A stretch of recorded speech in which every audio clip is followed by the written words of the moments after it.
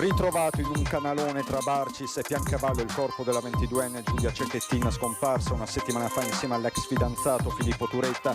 Della ragazza e della macchina ancora nessuna traccia. L'appello del capo della Procura di Venezia Cherchi, che si rivolge direttamente a Filippo chiedendogli di costituirsi anche nel suo interesse sul corpo recuperato, autopsia ed esame del DNA. Dalla notizia del ritrovamento del corpo si sono moltiplicati durante tutta la giornata messaggi di dolore e sconcerto, i post dei fratelli Elena e Davide. Proclamati a Vibo Novo 2 giorni di lutto cittadino per oggi e domani, in attesa della data di funerali insieme al comune di Saunara, promossa per domani sera una fiaccolata. Pioggia di reazioni dalla gente comune ai politici, Zaia, dolore, orrore, sgomento, notizia straziante, commenta la Premier Meloni. Si sono tenuti questa mattina nella chiesa di Varago i funerali di Gianluca Cenedese, il 12enne stroncato dalla leucemia, in più di 500 a dargli l'ultimo saluto. Posti di blocco e controlli dei carabinieri ieri sera in tutta la Marca. 8 persone sono state trovate ubriache al volante, 6 in possesso di stupefacenti, i consigli dell'arma contro i furti. Giornata della colletta alimentare in 150 supermercati della provincia di Treviso, centinaia i volontari impiegati dagli alpini all'associazione Veneti schiacciati dalla crisi, trevigiani generosi il bilancio. Bentrovati, buonasera telespettatrici, telespettatori di Antenna 3. Quindi dopo una settimana di angoscia il tragico epilogo, la fine di Giulia Cecchettin. Il corpo è stato ritrovato questa mattina in un canalone tra Piancavallo e Barcis. Proprio a Barcis si trovano i nostri Daniela Sizzia e Lucio Zanato, con cui mi collego subito per tutti gli aggiornamenti. Daniela, buonasera. Buonasera Cristian, buonasera ai telespettatori. Sono le 19:30 e da mezzogiorno e mezzo continuano i sopralluoghi dei carabinieri, dei RIS di Parma. Sono ancora lì, probabilmente ancora lì anche, ci dicono, il corpo di Giulia. Sono ancora là i vigili del fuoco che stanno operando, lavorando per trovare qualsiasi tipo di indizio. Trovata in un canalone, lo hai detto tu, trovata in un canalone poco dopo mezzogiorno, è stata buttata da un burrone circa 50 metri in una zona impervia. E a trovarla i cani cinofili che sono arrivati nella mattinata, e grazie a Dio che è stata trovata, perché ci dicevano quella è una zona che viene fra l'altro chiusa d'inverno. Io sono in compagnia del capo squadra di un coordinatore, Mauro Bett, della protezione civile qua di Barcis. Quella è una zona impervia, difficile, fra l'altro per arrivarci, insomma, bisogna conoscerla quella zona. Sì, bisogna conoscerla molto a fondo, in quanto per il clima, per il paesaggio, e devo dire e devo fare anche un plauso alla squadra che ha trovato il corpo purtroppo della ragazza. Perché è una zona difficile, diciamo, e che non si sarebbe neanche mai pensato che potesse essere la zona dove gettare un corpo. Sì, infatti è una zona impervia, molto poco battuta d'inverno, molto battuta d'estate, ma molto poco battuta d'inverno. Sono stati veramente bravi i colleghi della protezione civile, supportati dalle autorità, dei vigili del fuoco, delle forze dell'ordine, a trovare il corpo. Purtroppo È un giorno davvero di dolore, è un giorno triste questo, insomma mai avremmo voluto raccontare e darvi questa notizia. Come vi ha detto, una zona impervia che deve essere conosciuta, quindi Filippo questa zona la conosceva, l'aveva probabilmente, era già venuto in questa zona e domenica è venuto, ha lasciato qua il corpo di Giulia e poi si è diretto verso l'Austria. Ecco, la notizia dell'ultimo momento che abbiamo saputo proprio poco fa è che la macchina di Filippo è stata vista in Austria e non come si pensava mercoledì, ma già domenica. Dunque domenica lui è arrivato, lui domenica ha lasciato qui Giulia e poi si è diretto verso l'Austria. Ovviamente c'è un mandato di arresto europeo, quindi scattano ora le ricerche, scattano ora i controlli per trovare l'auto e Filippo. E fra l'altro proprio oggi il capo della procura di Venezia, Bruno Cherchi, ha lanciato un appello proprio diretto a Filippo perché si costituisca al più presto, anche proprio per un suo interesse. Sentiamo le parole del capo della procura. È chiaro che prima o poi Turetta verrà ritrovato perché come dire, gli elementi indiziari e indicanti consentiranno prima o poi di trovarlo, quindi è molto meglio, anche nel suo interesse, a mio avviso, che si consegni. Nel giorno più buio e del dolore più grande è del procuratore capo di Venezia l'appello a Filippo Turetta affinché si costituisca. Il ritrovamento del corpo senza vita di Giulia Cecchettin cambia ovviamente il quadro delle indagini e del capo di imputazione, che ora è quello di omicidio. Ed anche se quello che era l'obiettivo principale delle ricerche frenetiche di questa settimana, ritrovare Giulia ancora in vita, è purtroppo venuto meno stamattina nel canalone sulla strada che da Barcis porta a Piancavallo, rimangono ancora tanti aspetti da chiarire. Adesso faremo tutti gli accertamenti, chiaramente se verrà disposta un'autopsia per accertare esattamente le cause della morte e quindi tutti questi accertamenti che sono accertamenti tutelati. Certamente si continuerà a cercare anche il ragazzo ed è in questo quadro che ritengo che sarebbe opportuna una sua versione dei fatti. Come e quando la povera Giulia sia morta lo accerteranno nei prossimi giorni gli esami dei medici legali ed il procuratore non si sbilancia nemmeno sui primi accertamenti eseguiti sul posto, sul corpo della ragazza. Non ritengo che sia opportuno parlare di prima immagine, è necessario fare tutti gli accertamenti su un caso così in qualche maniera non solo complesso ma che ha anche colpito l'immaginario collettivo in maniera così pesante. Dare indicazioni senza certezze non mi sembra che sia corretto. Si continua intanto a cercare Filippo e la sua auto, la grande Punto Nera, che da una settimana con il suo tortuoso itinerario ha attraversato 3 regioni, Veneto, Friuli, Venezia Giulia e Trentino Alto Adige, attraversando, pare, anche Linz in Austria. Adesso ripercorreremo tutti gli elementi con i tecnici che faranno e con i medici legali e con i carabinieri del RIS di Parma che faranno gli accertamenti. A questo punto io penso che in non molto tempo si potrà avere un quadro, se non definitivo, più completo. Da dove siamo noi, Christian, al luogo dove è stata trovata la povera Giulia, sono circa una decina di chilometri, come vi abbiamo detto è una zona che deve essere conosciuta per poterla raggiungere, fra l'altro una zona abbastanza impervia ed isolata. E voi siete ancora lì adesso, rimanete lì, abbiamo detto che ci sono ancora lì gli investigatori, ancora i RIS di Parma.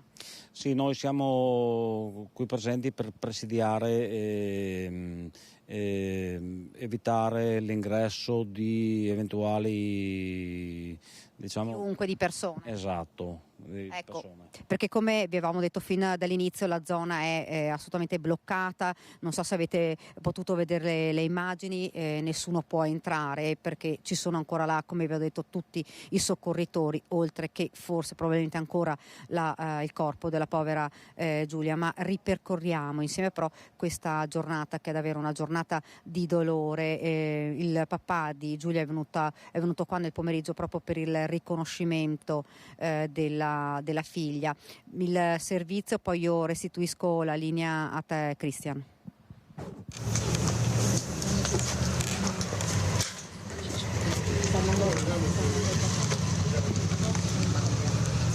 Ecco il papà. Gino Cecchettin esce dalla sua casa di Vigonovo poco dopo 12:30, quando il peggiore degli incubi diventa realtà. Quel corpo ritrovato in un canalone tra Piancavallo e il lago di Barcis appartiene a Giulia. Gli toccherà di lì a poco il pietoso rito del riconoscimento. È l'epilogo di una settimana fatta di angoscia e speranza, indizi e sospetti. Da 2 giorni questo lembo di Pordenonese è battuto da pompieri e forze dell'ordine, elicotteri, droni, sub. A casa dei Cecchettin ci sono i volontari dell'associazione Penelope. E diciamo che quel piccolo lume, perché insomma i fatti e le dichiarazioni dei giorni scorsi avevano molto affievolito la speranza, però insomma un piccolo lume di speranza c'è sempre stato fino a questa mattina. La svolta nelle indagini giovedì mattina in maniera del tutto casuale, quando la telecamera che registra il passaggio dei veicoli all'ingresso dell'area turistica di Piancavallo viene riaccesa dopo 4 giorni in cui non era operativa per manutenzione. Il software aveva tuttavia continuato a registrare i passaggi senza però trasmetterli al sistema operativo. Alla riaccensione dunque l'alert per il transito della Fiat Grande Punto di Filippo, il tutto in una zona periferica. Filippo aveva fatto una deviazione anomala rispetto al successivo rilevamento alla diga del Vajont, da qui i sospetti che diventano cauta certezza. A Vigonovo restano i fiocchi rossi della laurea mancata di Giulia, cui Papagino rientra a metà pomeriggio. Condoglianze, Gino, condoglianze. Condoglianze, signor Gino. Condoglianze. Abbracci anche i figli da parte nostra. Scusateci. No. Il dolore e la dignità di un padre. Noi a Vigonovo ci colleghiamo con la nostra Anna Maria Parisi, che si trova appunto con Simone Merlo. Anna Maria. Eh sì, qui da Vigonovo si sono susseguite manifestazioni di grande cordoglio con la cinta muraria di casa di Giulia Cecchettin. La vediamo con le immagini di Simone Merlo, veramente rivestita e tappezzata di fiori bianchi profumatissimi, ti assicuro Cristian, e tantissimi pupazzetti, tutti bianchi, rigorosamente bianchi come i fiori e le candele che si trovano lungo il muro di cinta di casa Cecchettin. Cordoglio e rabbia da parte anche delle istituzioni, la gente comune, attiviste e attivisti, primi a condividere un ricordo di Giulia Cecchettin sui loro profili Instagram, i fratelli di Giulia, Elena e Davide. Giulia e Elena che si abbracciano, una foto allo specchio in bianco e nero, resta in power, resta in forze, sì presenza. È così che Elena Cecchettin, sorella di Giulia, ha voluto ricordarla con un post su Instagram a pochi minuti dalla notizia del ritrovamento del suo corpo senza vita. Con lei anche il fratello Davide, Giulia che abbraccia un peluche e un saluto, ti amo, sussumina. Vieni al concerto di Calcutta con me? Se domani sono io, mamma, se domani non torno, distruggi tutto. Se domani tocca a me, voglio essere l'ultima. È con le parole dell'attivista peruviana Cristina Torres, rimbalzate sui social, condivise anche da Elena sul suo profilo, che attivisti e attiviste stanno facendo parlare il corpo di Giulia. Alla vigilia del 25 novembre, giornata internazionale contro la violenza sulle donne, sui social si riversa la rabbia anche tramite gli hashtag che su Twitter contano più di 100.000 commenti. Lo sapevamo tutte, quello che spicca su tutti gli altri. Cordoglio poi da tutte le forze politiche e dalle istituzioni per una storia che non doveva avere questo epilogo. Dalla Premier Meloni a Luca Zaia. Ho sperato in un epilogo diverso fino alla fine, scrive la prima ministra, che con il governatore della regione si stringe attorno alla famiglia. Con loro anche il segretario regionale del PD, Andrea Martella. Perentorio il presidente del Senato La Russa, lo sconcerto per l'ennesimo femminicidio. Nessuna giustificazione per l'assassino, si legge nel pensiero che ha affidato ai social. E nel suo profilo Facebook il papà di Giulia, Gino Cecchettin, pochi giorni fa, quando ancora era viva la speranza, scriveva: non riesco ad immaginare di entrare in casa e non sentire più. Ciao, papino. E contro questo femminicidio il municipio di Vigonovo oggi, da questo pomeriggio, quando ha iniziato a imbrunire, è colorato di rosso, municipio che si trova esattamente dietro a casa Cecchettin. E adesso le parole della famiglia Cecchettin affidate al loro legale Stefano Tigani, e poi in linea allo studio. Sono riuscito a avvisare il papà prima che lo sapesse da altre fonti. È una giornata tragica, dolorosa, e dobbiamo andare avanti, e adesso è il momento anche dell'accertamento delle responsabilità, delle dinamiche, e confidiamo ancora nel lavoro degli investigatori per il prosieguo, non vorrei aggiungere altro. Il procuratore ha fatto un appello affinché Filippo si costituisca. Mi sembra giusto, mi sembra corretto, non ne avevo dubbi. Glielo ribadisco a questo punto anch'io. È un momento in cui dobbiamo però, almeno per adesso, stringerci attorno alla famiglia. Chiediamo anche un po' di discrezione se possibile, anche perché adesso non ci sarebbe molto da aggiungere se non quello che purtroppo già sappiamo e in parte ci aspettavamo. La famiglia è stata nel dolore, c'è un via vai di amici, di parenti, è un momento anche di tutta la comunità.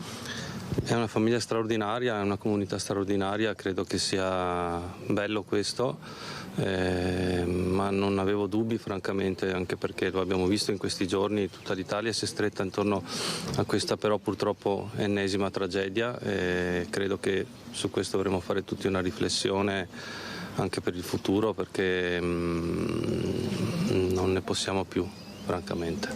Avete sentito per caso la famiglia, si è fatta sentire la famiglia di Filippo Turetta? Su nulla di questo non mi esprimo. Intanto a Vigonovo è lutto cittadino, queste le parole del sindaco Luca Martello raggiunto al telefono da Filippo Fois. Un epilogo doloroso e drammatico che ha sconvolto profondamente tutta la nostra comunità di Vigonovo e di Saonara. Ci stringiamo attorno alla famiglia di Giulia, al padre, al fratello, alla sorella e a tutti i familiari. Tutti avevamo atteso e sperato in una conclusione diversa. Purtroppo si tratta dell'ennesimo femminicidio di una giovane donna e noi non possiamo smettere di indignarci e impegnarci per cercare di porre un freno al dilagare di episodi di violenza contro le donne. Intanto è prevista una fiaccolata proprio per Giulia, avrà luogo domani sera alle 19 a Vigonovo. L'hanno organizzata insieme i due comuni di Vigonovo e il comune di Saonara. Le nostre comunità si riuniranno per essere più vicine alla famiglia di Giulia, spiega sempre il sindaco Martello, con il collega di Saonara Michela Lazzaro. In questo momento non ci sono altre parole da aggiungere. Il ritrovo sarà presso il parco Norma Cossetto, nella zona delle Poste, in via Scarpis. Il percorso proseguirà lungo le vie di Vigonovo fino a piazza Marconi. Così dunque domani sera alle 19 nel cuore di Vigonovo, comunità sconvolta, comunità rimasta senza parole, non solo Vigonovo in realtà. E c'è un'altra comunità sconvolta, quella di Torreglia, dove abita la famiglia di Filippo Turetta, e adesso vi ripropongo le parole raccolte da Anna De Roberto nel pomeriggio, le parole dei genitori di Filippo che sono state affidate al legale di Filippo Turetta, Emanuele Compagno. Se ci fosse stata la premeditazione, Filippo, quando ha vissuto questo momento alla nave De Vero con Giulia, poi non l'avrebbe riportata a casa e lì in qualche maniera è iniziata una discussione, ma se avesse voluto ucciderla e quindi ci fosse questa premeditazione, sarebbe andato subito in un posto nascosto, sarebbe andato subito magari in montagna, in luoghi. Invece lui che fa? La porta a casa. Credo che sia stata una lite, se è vero quello che vediamo nel video, che io non ho ancora visto, ma che ci è stato raccontato nella stampa. Se è vero che è successo questo, io la vedo come una lite finita male, una lite nella quale per una tragica fatalità sia successo l'irreparabile, e lì possa essere accaduto che ci sia stato da parte di Filippo una perdita in qualche maniera incontrollata della sua capacità di far fronte a quello che era successo e abbia agito in maniera inconsapevole. Lei è a conoscenza del fatto che i rispettivi genitori si siano parlati? C'è stato un contatto tra di loro oggi, una volta avuta la notizia del ritrovamento di questo corpo? Hanno chiesto a me di lanciare un messaggio alla famiglia, cosa che io ho fatto immediatamente chiamando il loro avvocato, di vicinanza assoluta. È un dramma che coinvolge entrambe le famiglie, mai si sarebbero aspettati un epilogo di questo tipo, e la loro vicinanza a Giulia, alla famiglia di Giulia è massima, l'affetto, li abbracciano con tutto il cuore possibile e sono vicini, perché è un dramma che coinvolge veramente entrambe le famiglie e non si possono spiegare come sia stato possibile che il loro figlio abbia fatto una cosa del genere. Un dramma che coinvolge ovviamente le famiglie, le comunità di appartenenza, ma tutto il Veneto. Domani mattina in Piazza dei Signori a Treviso l'ULSS 2 Marca Trevigiana ha promosso un flash mob per Giulia contro la violenza sulle donne, questo a pochi giorni dal 25 novembre, giornata internazionale per l'eliminazione della violenza contro le donne. Ma vi mostro anche il post pubblicato poco fa dal sindaco di Treviso Mario Conte che in questi giorni ha seguito la vicenda da vicino, lo avevamo anche intervistato, faceva il tifo per Giulia, aveva lanciato un appello ai giovani, allo stesso Filippo. Così Mario Conte: speravamo in un epilogo diverso, che nonostante tutto lei ci fosse ancora, perché Giulia era una giovane donna determinata e volenterosa, nostra sorella, nostra figlia, nostra nipote. Restano tante inquietudini e tanto dolore in tutti noi. Un abbraccio alla famiglia. Queste le parole del sindaco di Treviso e presidente ANCI del Veneto, Mario Conte. E questa sera, subito dopo il TG di Treviso, subito dopo questa edizione, ci sarà un approfondimento, un'edizione straordinaria con Nicola Zanetti in studio e tutti i colleghi delle redazioni e vari collegamenti dal territorio. Subito dopo il TG, quindi, torneremo sul caso di Giulia e Filippo con le novità di queste ore e tutti ovviamente gli aggiornamenti. La cronaca del trevigiano nella Marca, quindi il dolore, un altro dolore, quello della comunità di Varago per il giovane, il 12enne Gianluca Cenedese. Oggi in chiesa l'ultimo saluto.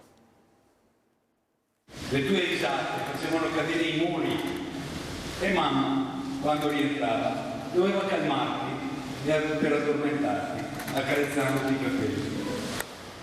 Tu ci hai insegnato che c'è sempre un clown dentro di noi, che dà pace alle nostre cose negative.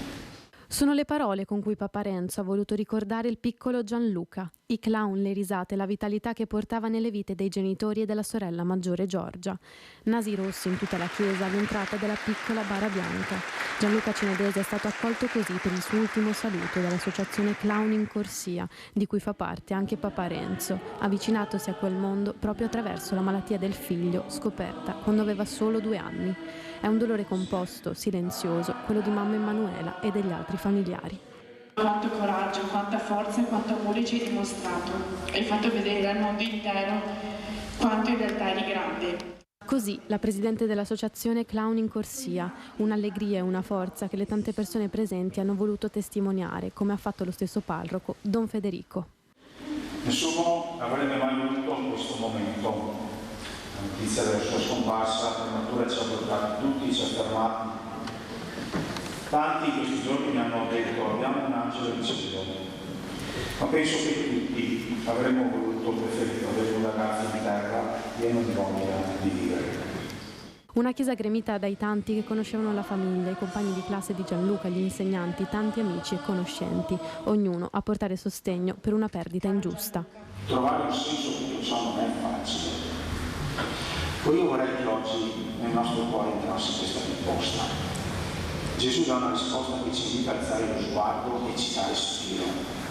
Né lui ha peccato, né i suoi genitori, ma è perché in lui siano manifestate le opere di Dio. Guardate, oggi con molta umiltà, io vorrei che nel salutare Gianluca provare insieme a vedere le opere di Dio che si sono manifestate nella sua vita. Una vita piena di forza e amore, lo stesso che si è visto dentro e fuori la chiesa, più di 500 persone a dare l'ultimo saluto a Gianluca. Esce dalla chiesa preceduto dai tanti ragazzini, amici, compagni di classe che gli hanno voluto bene.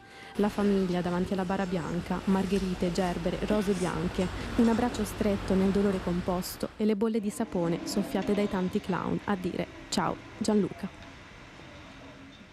I temi della sicurezza, quella di ieri è stata una serata di controlli straordinari in tutta la Marca, controlli volti al contrasto dei furti in particolare. Vediamo com'è andata.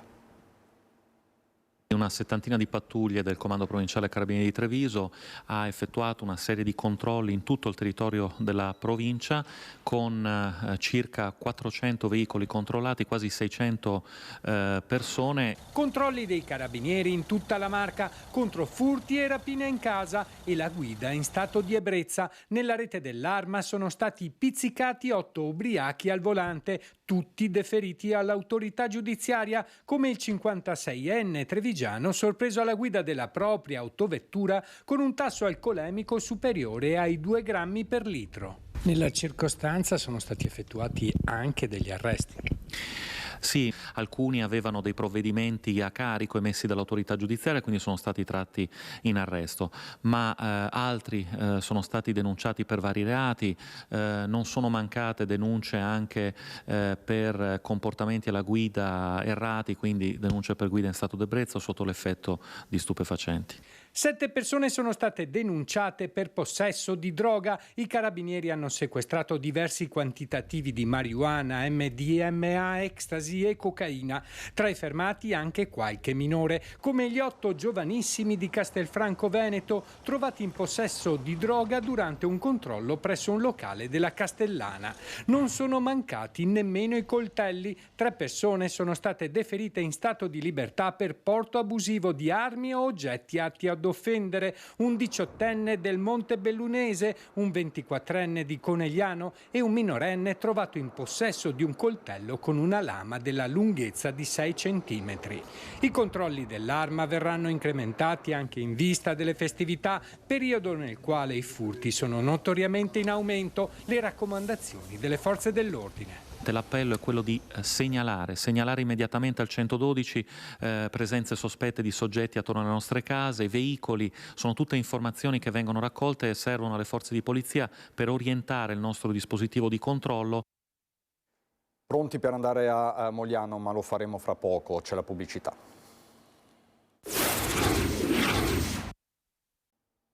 Torniamo in diretta per il TG di Treviso. Vi ricordo che subito dopo questa edizione andrà in onda uno speciale, come sempre in diretta, sul caso di Giulia e Filippo, quindi subito dopo il TG. I fatti della Marca, abbiamo parlato della cronaca, adesso c'è l'attualità, la politica, perché è stata ufficializzata questa mattina nell'aula del Consiglio Comunale a Mogliano la ricandidatura del sindaco uscente Davide Bortolato.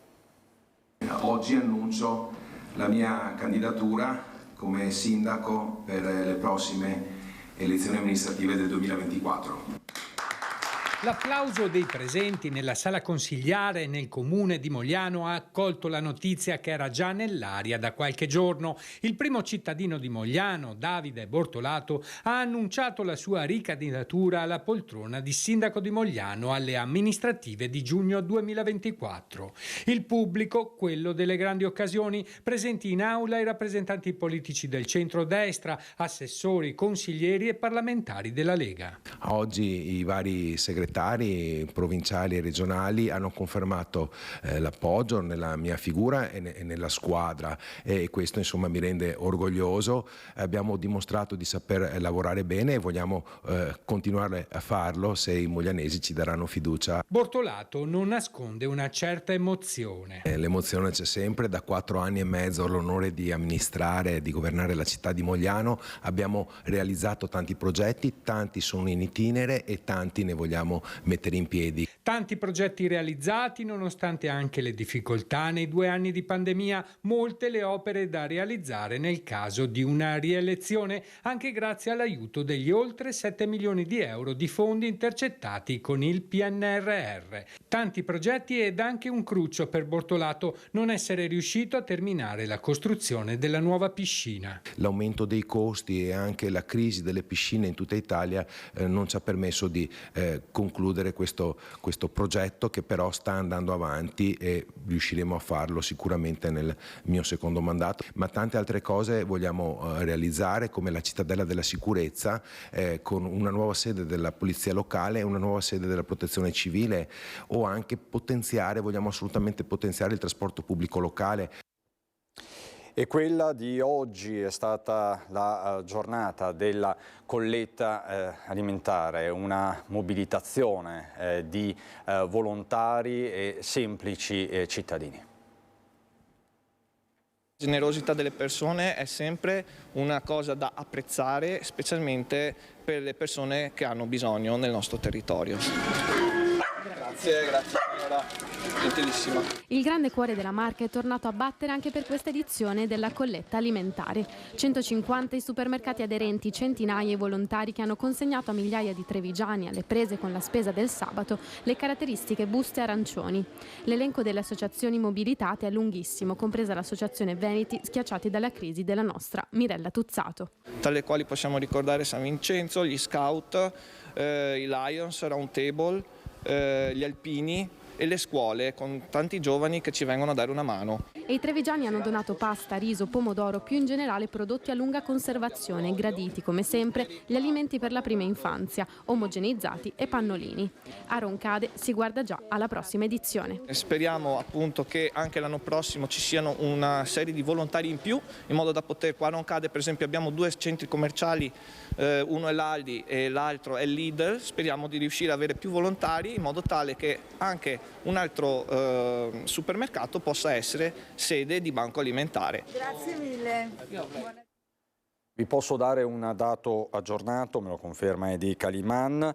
Nel supermercato che avete visto, quindi nella sola Roncade, sono stati raccolti in tutta la giornata più di 1000 chili di prodotti, quindi un grande successo. E noi adesso andiamo a Conegliano per parlare del Duomo. Per noi è un momento molto bello, significativo, perché questi tesori potranno essere ancora più apprezzati dopo il restauro. È con grande felicità che il parroco del Duomo di Conegliano, Roberto Bisker, annuncia che la Sala dei Battuti si prepara a tornare all'antico splendore. Sono iniziati nei giorni scorsi i lavori di restauro del ciclo pittorico di Francesco da Milano. Le difficoltà principali saranno la presentazione estetica, perché ci sono tutta una serie di ridipinture che si sono stratificate nel corso dei secoli e non sempre potremo rimuoverle. Ci confronteremo con la soprintendenza e si dovrà decidere che approccio tenere. A riportare la luce di un tempo in questi affreschi che rappresentano le storie di Cristo serviranno almeno 10 mesi ed un importo complessivo di circa 130.000 euro. Soldi recuperati grazie al Rotary Club Conegliano, che vi ha investito risorse proprie e che è riuscito a trovare il sostegno della Banca Prealpi San Biagio, l'istituto di credito cooperativo con sede a Tarso, che ha donato 50.000 euro. E noi ci sentiamo molto onorati di aver collaborato come main sponsor a questo restauro di questi meravigliosi dipinti che danno prestigio alla città di Conegliano, e noi auspichiamo che possa effettivamente aumentare il numero di visitatori e quindi dare slancio al turismo di questa meravigliosa città. Il Rotary Club Conegliano è riuscito inoltre a coinvolgere la generosità di alcune aziende del territorio che hanno aderito alla campagna Adotta il tuo affresco. Grazie al contributo di Banca Prealpi siamo riusciti a dimezzare quasi l'importo a nostro onere. Abbiamo coinvolto 10 ditte, amici o privati che sono riusciti ad adottare l'affresco, aderendo alla nostra campagna Adotta un affresco che avevamo presentato 6 mesi fa. A loro ovviamente va il ringraziamento del club, del Duomo, di tutta la cittadinanza per la sensibilità che hanno dimostrato. Siamo alle battute conclusive, è pronto per rientrare in diretta straordinaria Nicola Zanetti con i colleghi del gruppo Media Nord-Est. Come sapete stiamo seguendo da giorni la vicenda di Giulia e Filippo, oggi il tragico epilogo, la fine, la morte di Giulia Cecchettin. Siamo in diretta con il luogo della tragedia, con Barcis, lì per noi resta Daniela Sizia, con Vigonovo, con Anna Maria Parisi, e quindi Nicola Zanetti sta entrando e vi aggiorneremo su tutti i fronti subito dopo questa edizione, quindi dopo il meteo e la pubblicità. Io vi ricordo veramente in ultimissima battuta il flash mob per Giulia contro la violenza sulle donne, che si terrà domani mattina alle 11 in Piazza dei Signori, una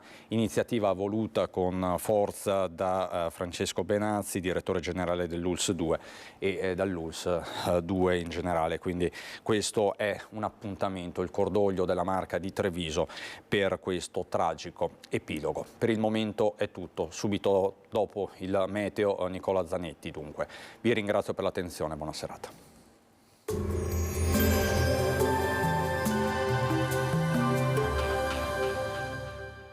Busti, tutori e protesi di arto personalizzati. Ortopedia e sanitaria Lolato, a Treviso e Montebelluna. Lolato, soluzioni per star bene. Bentrovati al meteo. È sempre l'alta pressione a dominare sul nostro territorio. Sarà dunque un weekend con il bel tempo. Vediamo il dettaglio di domenica 19 novembre. Sul Veneto da segnalare soltanto la possibile formazione di qualche banco di nebbia sulle zone pianeggianti al mattino, ma in rapido dissolvimento. Cielo dunque più sereno e soleggiato a seguire. Le temperature saranno in calo sia pure lieve, minime intorno a 0-5 gradi, massime tra 10 e 13 gradi. Ci spostiamo ora sul Friuli Venezia Giulia. Anche qui prevalenza di sole con cielo poco nuvoloso e assenza di piogge. Temperature minime tra 3 e 8 gradi, massime sui 12-15 gradi. Infine diamo uno sguardo al Trentino Alto Adige, dove di fatto avremo poche novità. Anche qui tanto sole, salvo al pomeriggio locali precipitazioni sui settori più a nord. Temperature minime intorno a 0-2 gradi, massime sui 10 all'incirca. Dal meteo è tutto, vi do appuntamento al prossimo aggiornamento.